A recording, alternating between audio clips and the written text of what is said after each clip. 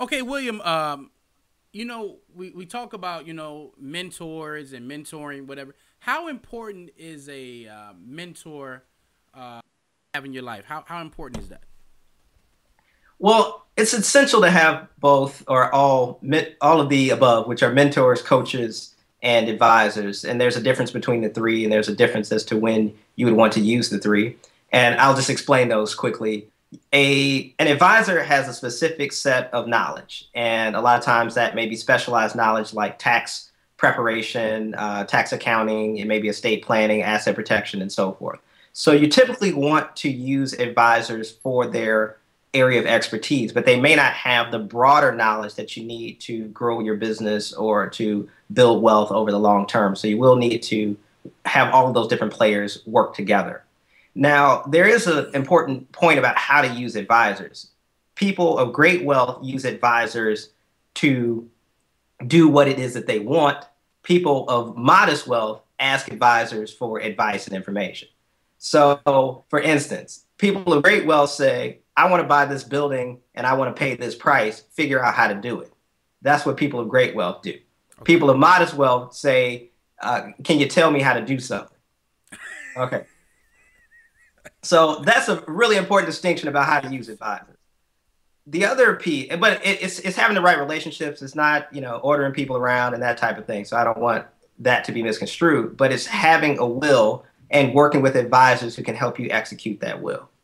Now, when it comes to the mentors, mentors are great because they have a degree of success, they have experience, but they may not have a repeatable process for you to get to where they are because they may have started from a different place because of the educational background, because of the amount of money they had, because of their network. So they're typically not starting from the same place that you are. So their advice may be limited in that regard. Whereas a coach is going to give you a game plan, it's going to help surround you with that team. So I would typically encourage people to start with a coach because they can help you find the right mentors, they can help you find the right advisors, and they can give you that game plan that's going to help you achieve success. So those are the things that you want to do. And you want to do that as part of a networking plan where every year you say, these are the 10 people, could be more, could be less, but these are the people that I want to meet this year, either specific people or people who are in certain positions. And yes, you can get to millionaires, billionaires, presidents, where they're all accessible. The thing is, do you have something of value that you can offer when you get there that would make them want to help you? So that's why you need to raise your value. Yeah. And we mentioned quite a few ways that you can do that earlier. But those are the things to think about when it comes to mentors, coaches, and advisors. Now, who was your mentor, William? Well, my first mentor was, of course, my father. I had a lot of great mentors. I worked on Wall Street for a time, so I had mentors there. Another one, Chris Williams, he runs the Williams Capital Group, which is number one and number two black investment banking firms on Wall Street. Bob Johnson, founder of Black Entertainment Television. So these are people who helped me. And then even mentors that I didn't necessarily have a chance to meet, but I looked at, there were people like Lewis reading his book, Why Should White Guys Have All the Fun? And I said, wow, black $1 million. Like, what am I doing? That's funny. And I like that. I'll tell you a quick story, which is I was doing a real estate workshop, and a young lady was in there, and she was just coming out of bankruptcy. And I was talking about Donald Trump, and this is when he had was going through bankruptcy, and he had just before he had his hit shows, The Apprentice, and she was saying that well, I was talking about how Donald Trump was able to turn things around, and she said, "Well, Donald Trump has more resources than I do." I said, "That's exactly the point. Donald Trump isn't trying to get out of $1 billion worth of debt with a $50,000 job. Most people, a job is a $50,000 solution to $1 million problem. Mm. So you want to use some different vehicles to achieve the goals that you have. And for most people, if your goal is to build significant wealth, it's probably not a job. Now, I'm not saying quit your job. I'm saying work jobs for experience, work jobs to build relationships. Don't work it for a check because jobs will pay you earned income, which is not the right type of income if you want to build wealth. You need to get passive and residual income where you leverage your time, you do something once, and you get paid for it over and over and over again, which is, of course, is what this show is all about. Yeah. You said a couple. You said a couple key things right there. Now passive income. Kiyosaki talks about this, and Rich Dad Poor Dad versus lump sum income.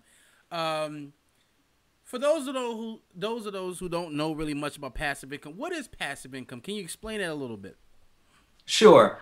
Well, again, I somewhat lump them both together, the passive and the residual income. Mm-hmm. Really what you're looking at is doing something once where you can get paid for it over and over again, or putting together a deal that's going to create monthly income from that deal or transaction that does not require you to physically work. Now, that doesn't mean that there's not a support structure around that type of income, meaning you may have, let's say it's a rental property and you're getting a monthly rent in excess of, or monthly revenue in excess of your expenses to run that property. You may have property managers. So there may be a system or people that are required to generate that passive or residual income, or you have network marketing or direct sales where you make a sale and you can continue to get paid from that particular sale or transaction that you put together. And again, there may be some support that's involved in that, but it doesn't require your personal physical labor. And there are a lot of great sources of passive and residual income. You have things like intellectual property, books, CDs, and now a lot of the downloadable types of products. You have real estate. And real estate is a great vehicle because if done right, you have both the passive income, you also have the appreciation in price, yet you have tax deductions and even tax credits. So, you get a quadruple dip when it comes to real estate if you do it right. And then you also have business-based income streams, which may be things like factoring accounts receivable, insurance-based income streams, a lot of different ways that you can generate passive income. And on the website, barronseries.com, we show you a lot of those with free articles and audio. So you can check those out as well. Now, I want to go back to a statement you said. You said a job is a $50,000 solution to $1 million problem. I want you to put some more time on that one. So, are you saying that a job is a more of a disadvantage than actual business when it comes to reaching the finish line to financial success? Well, as you heard me talk about, one of the keys to wealth is accountability. One of the other keys to wealth is value. And you're compensated by the value that you create. So you're compensated by your employer by the value that you create when you show up to work. Exactly. Now, the problem is with a job for most people, and I'm not talking about certain jobs like sales where you may get a commission and bonuses and that type, but for the average person where they're on a salary or hourly, yeah, they are compensated by the value they can create. So as one person, there's only so much value you can create. So there's only so much money you can make. Yeah. Whereas if you own a business, you can create more value because you can bring in other people and systems to help more people. So you're going to be able to make more money if you do it the right way with a business. The other thing is with a job, you get earned income, which is typically taxed at higher rates. If you stop working, you don't show up, your check does not show up. Exactly. If you take off work, you get fired, your income stops. And for a lot of people, I also talk about, it's like when they lost their jobs, it was like taking a lion out of the jungle and putting them in a zoo. And, you bring the lion food, every day. And then all of a sudden you say, okay, lion, you're free. Go back out there and hunt. And the lion says, I don't know what to do out here. Exactly. Right.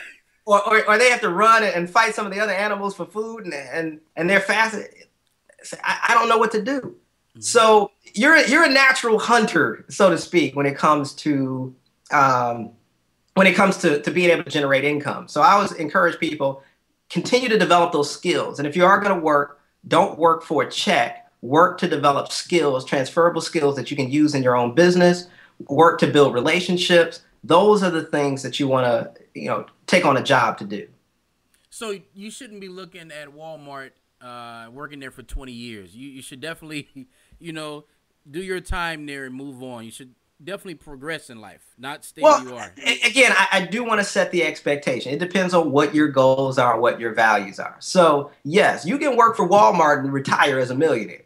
If you do what you need to do, as you start working in Walmart at 18, 16, 20, and you invest, $50 a month. Sure, by the time you retire, you could end up as a millionaire. You invest in the 401ks and you do the things and you're smart about your money. There certainly is the millionaire next door type of model for building wealth, and that's viable for a lot of people. And that's their expectation because they need the health insurance and all the other things. But for people who want to build great, significant wealth, who want to leave a larger legacy, the faster way to do that would be through the major wealth building vehicles, which are typically the stock market, real estate, and entrepreneurship, or owning your own business. Now, let me ask you a question. I don't know if you read this book. It's a new book out there by MJ DeMarco called Millionaire Fastlane. Okay. No, I haven't read it yet. But basically what he's talking about in this book is reaching wealth at a accelerated rate. I mean, fast. Like, and he uses example like Justin Bieber is like a kid, and he used his talents, and now he's a multimillionaire.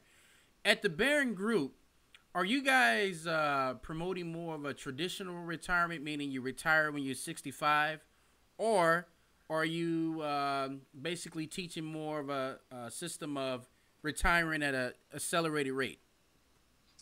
Yes. Well, we all are about helping a person to reach their goals faster, but there are a couple of things that I want to do. One, we do teach a 5-step action plan for building wealth. So I think some of the conventional strategies around retirement are important because entrepreneurs, things go up and down. But I also want to redefine this concept of wealth. And for us, there are a couple of different definitions of wealth. And, Robert Kiyosaki has talked about it. We've talked about it for years. And that is the amount of time that you can go without having to physically work. That is one definition of wealth in terms of your passive and residual income. Exactly. But for us, the real key to wealth, because all of that can crumble, is being able to perceive an opportunity, bring structure to it, and to be able to create income at will. That is wealth. Because everything else can be taken away. Your company, you could be MySpace and on top of the world one day, and then Facebook comes out. Exactly. Things happen. Things happen. But if you understand how to put a deal together, if you look at the sharks, you can sit there, you can recognize an opportunity, put it together, and boom, let's fund that business. Let's fund that business. Let's fund that business. That's wealth. They can't take that away. Okay. Now, when it comes to the 5-step action plan and why that's important, we teach a 5-step action plan. The first part is getting control of your debt. It's very hard to build wealth when you're paying 18 to 30% interest on credit cards. So for most people using some of the accelerated debt reduction strategies, they can become completely debt free in 5 to 7 years using only their own income. And I'm talking mortgages, student loans, car loans, you name it. And that's using only their own income without getting into any of the income generating strategies. And most people can also find for the next step, which is number 2, is building up a cash reserve. You typically want at least 6 to 12 months worth of living expenses built up. That way you'll be able to sleep at night, take advantage of investment opportunities that present themselves, and handle any emergencies. And if you have unstable income, you may even need a little bit more of a nest egg than that. The third thing is putting in place a long-term investment portfolio so that you can have hundreds of thousands of dollars, if not millions, by the time you retire.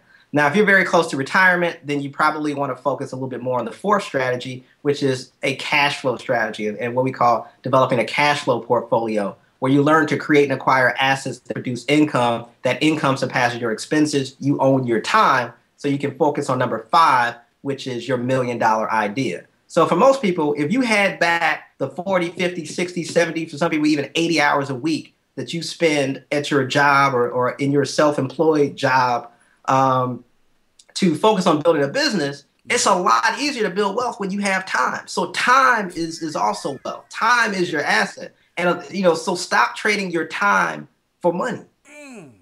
That's powerful. I love that statement. Stop trading your time for money, which is what a majority of what we do in America is or jobs. We're not jobs and consumers. We're not really, only a few are really entrepreneurs, I would say, but wow. And well, let me say this, Abdul, though, about that. A lot of people say, everybody can't be an entrepreneur. And I say everybody hasn't been trained to be an entrepreneur.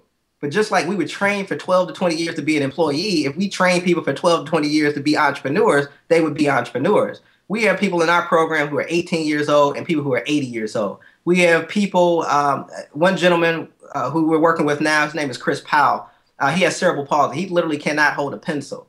He was able to get a degree in math, and he runs a math tutoring site. He now has over 10,000 followers on Twitter, Facebook. I mean, this is in a couple of months. So, really? Yeah, you can do this. If you have a passion for it and a desire to do it, you can do it. And it's just a matter of doing it intelligently so that you don't take this unbridled risk and end up hurting yourself or hurting your family, which is why you need those support systems in place. So how does one join the Barron Group? If they want to, they listen to this video today, how does one do it? They can go to our website, which is baronseries.com, and I'll spell that for people. You may also have a link, but it's B as in boy, ARON, series, SERIES.com, baronseries.com. For people who just want to learn a little bit more about what we do, we're giving away $497 in free gifts. People know I always love giving away stuff for free. So they can go sign up for our mailing list and get different bonus audios about building their business, building wealth. We have hundreds of hours in free audio material on baronseries.com for improving your credit, developing business credit, building wealth, passive income, real estate investing, stock market investing. I've created over 150 products. So you pretty much, if it has to do with making money, you can find it on baronseries.com. So definitely check out free resources as well. But we also have coaching programs, wealth coaching programs, where we focus on building wealth and passive income. We also have business coaching programs, nonprofit coaching programs. So if you have a business idea, let's say you don't even have a business idea, you just know I don't like working a job. We can help you find some income opportunities that are aligned with your passion and creating value and benefit for other people, which is ultimately what this is all about. So the average person can definitely afford your program.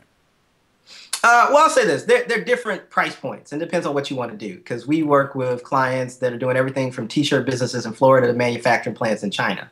But what we try to do is to show you how to stage your investments in yourself and in your business. And I always tell people, again, it's not about the money. You can always solve any problem through a partnership.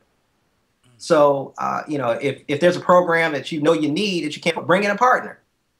Bring in corporate sponsorship, bring in, get another company that wants to reach the same demographic that you are, and then show them the website. And sometimes I even get on if you have a partner or a funding source and you vetted that person, they say, hey, I'm willing, if you get the right team, I'm willing to put some money behind it. I'll even get on the phone and talk to that person and tell them, these are the benefits and these are the things that we're going to walk them through to help protect your return on investment. So I'm one of the few business and wealth coaches that actually does coach. So, you can actually, get to me. I'm accessible, and we definitely try to help people that way. But there's a lot of free information out there for people.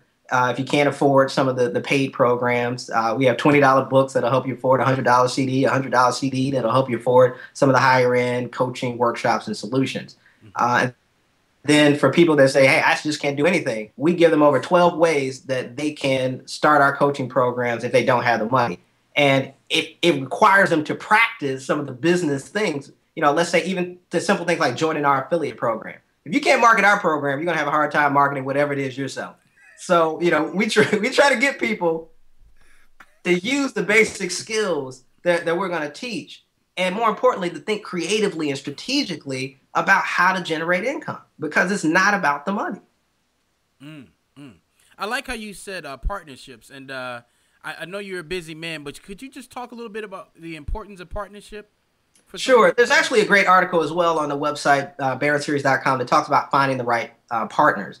But you really just don't want to partner with the first person that comes up to you and says, oh, yeah, that's a great idea. We should start a business. Because one of the reasons I say, don't partner with people who don't know anything. Because what you know is your greatest asset and what you don't know is your greatest liability. So a bunch of people getting together who don't know anything is like starting a business with a bunch of debt. It's just a recipe for disaster. So that sounds like disaster. Right. So really what you want to do is, when you are taking on partners, partner with people who are aligned to your vision and goals and who are bringing something to the table, bringing customers, bringing assets to the table. I always say that, employees, independent contractors, those are people that do work and perform functions. Partners bring in business. So if your partner is not prepared to bring in business, that's the wrong person. If they're not bringing in a skill set that's going to help you exponentially grow the company, that's the wrong person to partner with.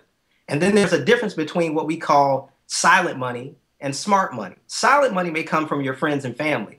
And then you have smart money, which comes from people who can advise you, who can help you form those strategic partnerships. So if you go to the smart money, you've taken their money and now you have to figure it out. You're pretty much in the same boat. Whereas smart money says, this is what you spend money on. This is who you need to meet. Let me go over there. And I'm sure you may have even seen some of these shows like Run's House or something like that. Yeah. Where Run will go call some fashion mogul and say, yeah, my daughter's going to come over there and she'd like to learn how to start a fashion company. So she gets to sit down with the CEO of some major fashion label or some magazine. That's the power of coaching versus you trying to figure it out and spend all that money and you still not get the return and say, why didn't that work? And you lost your family's money, your friends' money, and now they're looking at you and you've damaged that credibility there. Wow. So those are some of the things to think about. Okay. Now, last but not least, so for the person out there who's just like, man, I can't do it. I've never been, I never had a business. I don't know anyone in business. What would be your advice to that person just to get it going? Get the help. The reason that you are struggling is that you don't have help. So typically, whatever area of life you're struggling in, I always ask them, do you have a coach? And the answer to that question is always no. If it's health, if it's, whatever it is, it's always no, because no one's holding you accountable. No one's giving you a plan.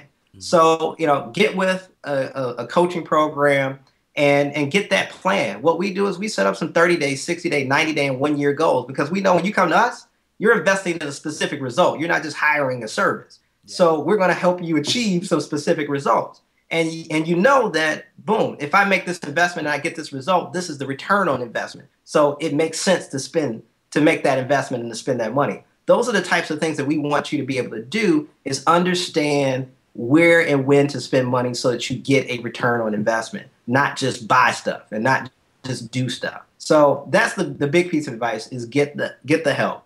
Don't try to reinvent the wheel. Okay. Well, William, man, it's been nice talking to you, and I hope that you would join us again, man. You have a wealth of knowledge. Thank you, Abdul. My pleasure. Thank you. Happy to be with you. Okay. Well, that's it. Attract passive income followers. We're thanking William for giving us his knowledge today. And until next time, guys, signing off. Hey, William. Yes. Hold on 1 second.